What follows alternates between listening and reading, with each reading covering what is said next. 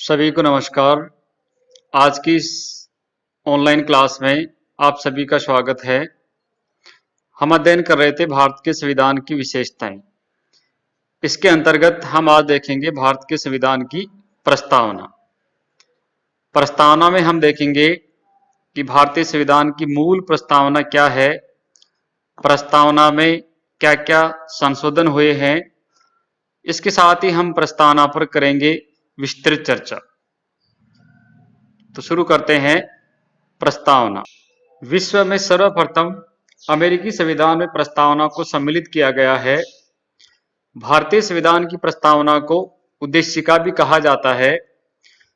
भारतीय संविधान की प्रस्तावना पंडित जवाहरलाल नेहरू द्वारा प्रस्तुत उद्देश्य प्रस्ताव पर आधारित है। पंडित जवाहरलाल नेहरू जी के द्वारा 13 दिसंबर 1946 को संविधान सभा में उद्देश्य प्रस्ताव प्रस्तुत किया गया था। उसी के ऊपर भारत के संविधान की प्रस्तावना आधारित है। प्रस्तावना में संविधान के मूल उद्देश्यों को स्पष्ट किया गया है।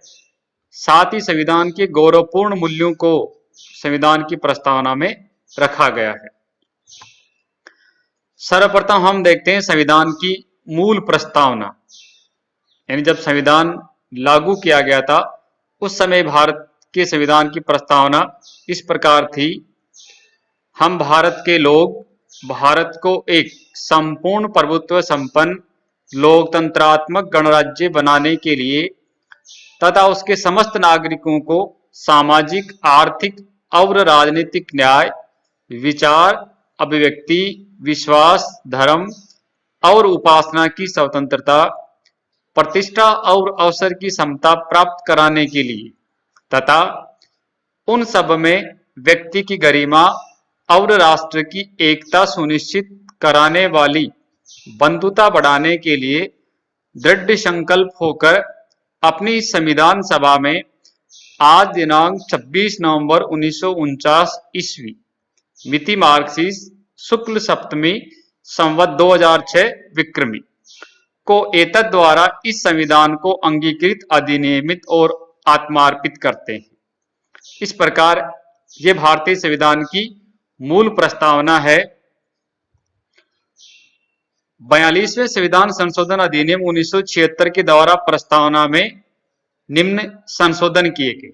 1976 में भारतीय संविधान की प्रस्तावना में संशोधन किए गए हैं। ये संशोधन इस प्रकार है। संपूर्ण प्रभुत्व संपन्न लोकतंत्रात्मक गणराज्य के स्थान पर संपूर्ण प्रभुत्व संपन्न समाजवादी पंथ निरपेक्ष लोकतंत्रात्मक गणराज्य प्रतिस्थापित किया गया है। यानी लोकतंत्रात्मक के साथ साथ समाजवादी और पंथ निरपेक्ष ये दो शब्द प्रस्तावना में और जोड़े गए हैं। साथ ही राष्ट्र की एकता के स्थान पर राष्ट्र की एकता और अखंडता को प्रतिस्थापित किया गया है। इस प्रकार भारतीय संविधान की प्रस्तावना में 42वें संविधान संशोधन के द्वारा समाजवादी, पंथ निरपेक्ष और अखंडता इन तीन शब्दों को और जोड़ा गया है। वर्तमान में प्रस्तावना का स्वरूप कुछ इस प्रकार है। हम भारत के लोग भारत को एक संपूर्ण प्रभुत्व संपन्न समाजवादी पंथ निरपेक्ष लोकतंत्रात्मक गणराज्य बनाने के लिए तथा उसके समस्त नागरिकों को सामाजिक, आर्थिक और राजनीतिक न्याय, विचार, अभिव्यक्ति, विश्वास, धर्म और उपासना की स्वतंत्रता, प्रतिष्ठा और अवसर की समता प्राप्त कराने के लिए तथा उन सब में व्यक्ति की गरिमा और राष्ट्र की एकता और अखंडता सुनिश्चित कराने वाली बंधुता बढ़ाने के लिए दृढ़ संकल्प होकर अपनी संविधान सभा में आज दिनांक 26 नवंबर 1949 ईस्वी मिति मार्गशीर्ष शुक्ल सप्तमी संवत 2006 विक्रमी को एतद द्वारा इस संविधान को अंगीकृत, अधिनियमित और आत्मार्पित करते हैं। तो इस प्रकार ये भारत के संविधान की प्रस्तावना का वर्तमान स्वरूप है। आगे हम प्रस्तावना की विस्तृत विवेचना देखते हैं। सर्वप्रथम देखते हैं घोषणात्मक भाग। घोषणात्मक भाग में प्रयुक्त हम भारत के लोग इस संविधान को अंगीकृत, अधिनियमित व आत्मार्पित करते हैं। इसे स्पष्ट है कि भारतीय संविधान का स्रोत भारत की जनता है।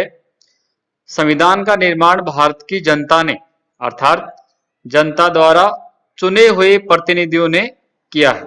संविधान का निर्माण जनता ने अपने द्वारा चुनी हुई एक संविधान सभा के माध्यम से किया है। इस तरह संप्रभुता अंततः जनता में निहित है। सरकार के पास, सरकार यानी केंद्र सरकार अथवा राज्य सरकार के पास जो शक्तियां हैं वह सब जनता से मिली है। उन सब का स्रोत भारत की जनता है। अगला भाग हम देखते हैं उद्देश्य भाग। उद्देश्य भाग में प्रयुक्त संपूर्ण प्रभुत्व संपन्न। इस पदावली से आशय है कि भारत न तो किसी अन्य देश पर निर्भर है और न ही किसी अन्य देश का डोमिनियन है, यानी भारत किसी भी दूसरे देश के अधीन नहीं है, वह अपने आप में स्वतंत्र है। भारत पूर्ण रूप से प्रभुता संपन्न राज्य है। यह अपने आंतरिक और बाहरी मामलों का निस्तारण करने के लिए स्वतंत्र है। भारत अपनी विदेश नीति का संचालन अपने अनुसार करने के लिए स्वतंत्र है। उसके ऊपर किसी अन्य देश का दबाव नहीं है। समाजवाद। समाजवाद शब्द को 42वें संशोधन द्वारा जोड़ा गया है संविधान की प्रस्तावना में। इसमें समाज के कमजोर और पिछड़े वर्गों के जीवन स्तर को ऊंचा उठाने और आर्थिक विषमता दूर करने के लिए मिश्रित अर्थव्यवस्था को अपनाया है। मिश्रित अर्थव्यवस्था से तात्पर्य है कि जहां सार्वजनिक और निजी क्षेत्र साथ साथ मौजूद रहते हैं।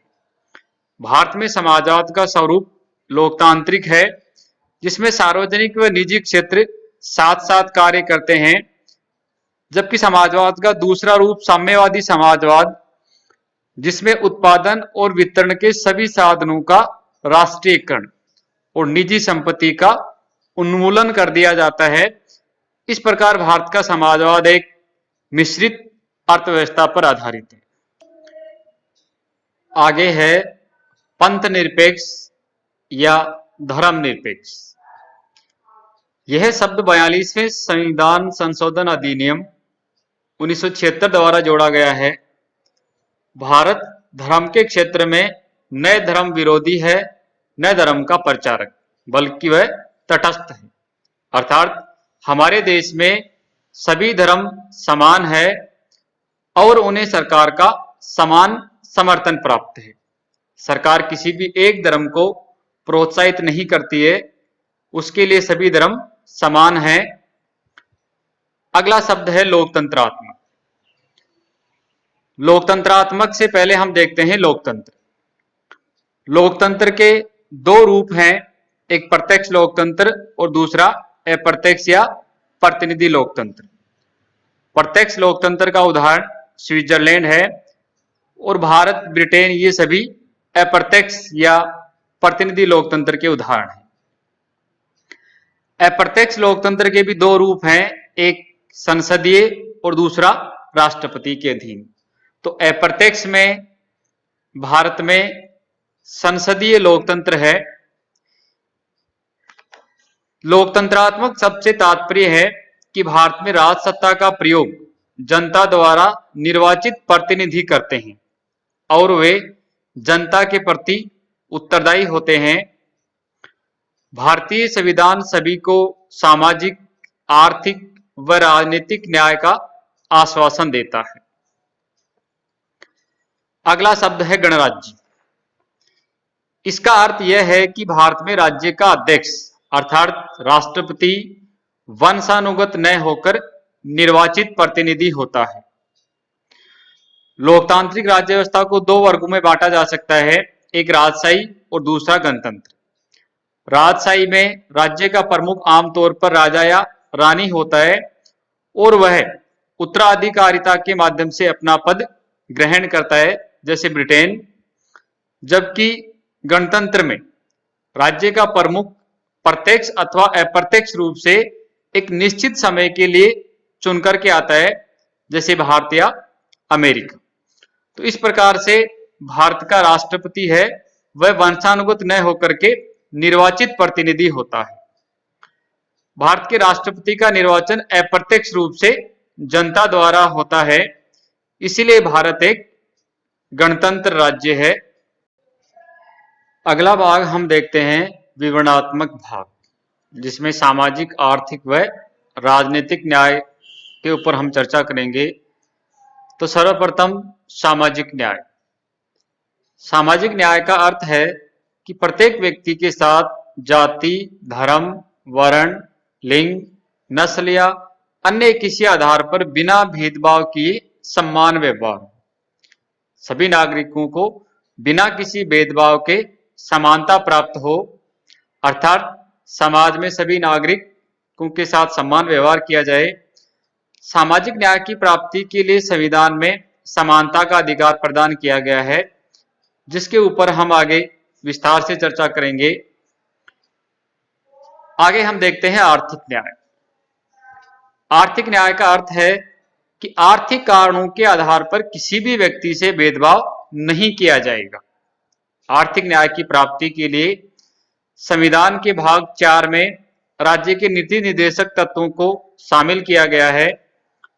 अनुच्छेद 39 में राज्य को अपनी नीतियों का संचालन इस प्रकार करने के लिए कहा गया है कि समान रूप से सभी नागरिकों को आजीविका के साधन प्राप्त करने का अधिकार हो, पुरुष स्त्रियों को समान कार्य के लिए समान वेतन मिले आदि का ध्यान में रखकर के राज्य अपनी नीतियों का संचालन करेगा। राजनीतिक न्याय। राजनीतिक न्याय का अर्थ है कि हर व्यक्ति को समान राजनीतिक अधिकार प्राप्त होंगे। इसके लिए सभी नागरिकों को वयस्क मताधिकार का अधिकार, चुनाव लड़ने का अधिकार आदि प्रदान किए गए हैं। साथ ही सरकार की नीतियों की आलोचना करने का अधिकार भी नागरिकों को दिया गया है। आगे है स्वतंत्रता, समानता और बंधुत्व। सर्वप्रथम देखते हैं स्वतंत्रता। भारतीय संविधान में सभी नागरिकों को विचार, अभिव्यक्ति, विश्वास, धर्म और उपासना की स्वतंत्रता दी गई है। इन सभी के ऊपर चर्चा हम मौलिक अधिकारों में करेंगे। समानता। समानता का अर्थ है कि समाज के किसी भी वर्ग के लिए विशेषाधिकारों की अनुपस्थिति हो और बिना किसी भेदभाव के हर व्यक्ति को समान अवसर प्राप्त हो। संविधान में नागरिकों को प्रतिष्ठा और अवसर की समानता प्रदान की गई है। बंधुत्व। बंधुत्व का अर्थ है भाईचारे की भावना। मौलिक कर्तव्य कहते हैं कि हर भारतीय नागरिक का कर्तव्य होगा कि वह धार्मिक, भाषाई और क्षेत्रीय अथवा वर्ग विविधताओं से ऊपर उठकर सौहार्द और आपसी भाईचारे की भावना को प्रोत्साहित करेगा। प्रस्तावना में व्यक्ति की गरिमा और राष्ट्र की एकता और अखंडता सुनिश्चित करने वाली बंधुत्व की भावना बढ़ाने के लिए संकल्प किया गया है। प्रस्तावना में स्वतंत्रता, समता और बंधुत्व के आदर्शों को फ्रांस की क्रांति से लिया गया है। ये सब फ्रांस की क्रांति से प्रेरित हैं। आगे शब्द हैं व्यक्ति की गरिमा व राष्ट्र की एकता व अखंडता। संविधान निर्माता भारत की विविधताओं के अंतर्गत विद्यमान एकता से परिचित थे। वे चाहते थे कि हमारे नागरिक क्षेत्रीयता, प्रांतवाद, भाषावाद व संप्रदायवाद को महत्व न देकर देश की एकता के भाव को अपनाएं।